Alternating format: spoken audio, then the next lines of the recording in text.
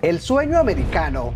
Entre ideales y contradicciones, la nación de las dos caras. En 1776, las palabras que se escriben cambiarán el mundo. Todos los hombres son creados iguales. El eco de estas palabras resuena a través del tiempo, pero como todo eco, esconde una historia más compleja. Imaginen una mañana de verano ese mismo año, mientras Thomas Jefferson redacta estos nobles ideales, sus propios esclavos trabajan bajo el sol en los campos de Monticello, Virginia. La Declaración de Independencia nace marcada por esta paradoja, un documento que anuncia la libertad universal, mientras ignora la esclavitud que sostiene la economía. Esta contradicción no solo marcaría el destino de Estados Unidos, sino que dejaría cicatrices profundas que siglos después aún no han sanado por completo. El precio de la expansión. A finales del siglo XVIII, Estados Unidos decidió que su seguridad era más importante que la libertad. En 1798, mientras una joven nación americana luchaba por definir sus valores, el Congreso aprobó una controvertida ley que cambiaría el destino de miles, la Ley de Enemigos Extranjeros. ¿Les suena conocida? Por ahí un tipo llamado Donald Trump. La Ley de Enemigos Extranjeros otorgó al gobierno el poder de deportar inmigrantes sin juicio previo. Lo que comenzó como una medida temporal de guerra se convirtió en una herramienta de control social. Durante la guerra de 1812, familias británicas enteras fueron arrancadas de sus hogares sin evidencia de delito alguno. Esta oscura página de la historia nos recuerda que la libertad, una vez cedida, es difícil de recuperar. La compra de Luisiana de 1803 parecía un triunfo diplomático brillante.